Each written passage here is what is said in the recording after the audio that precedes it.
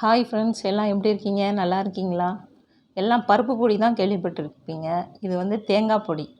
இது ரொம்ப நல்லா டேஸ்ட்டாக இருக்கும். வாங்க பார்க்கலாம். இந்த மாதிரி நீட்டை மிளகா எடுத்து வச்சுருங்க. காஞ்ச மிளகா எண்ணெய் ஊற்றாமல் வறுத்து எடுத்துருங்க.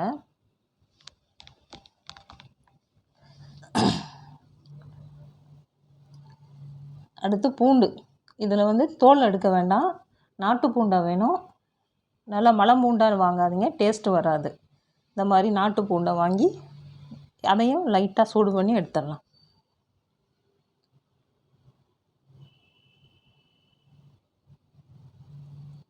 அடுத்து சீரகம் ஒரு 1.5 டீஸ்பூன் போட்டு அதையும் நல்லா வறுக்கணும். கருக மட்டும் வச்சிடாதீங்க, டேஸ்ட்டே இருக்காது.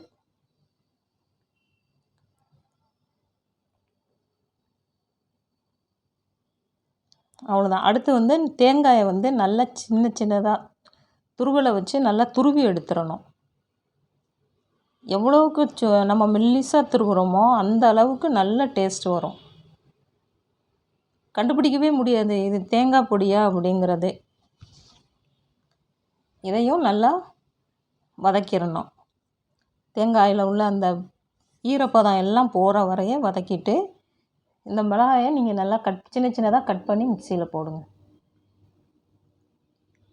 மிளகாய், பூண்டு, சீரகம் 3ஐயும் ஒரு சுத்து அரைச்சிட்டு அப்புறம் தேங்காய் போடணும்.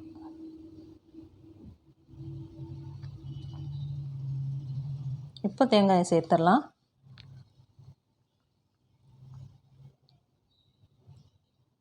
கூடவே இது கூட உப்பு போடணும்.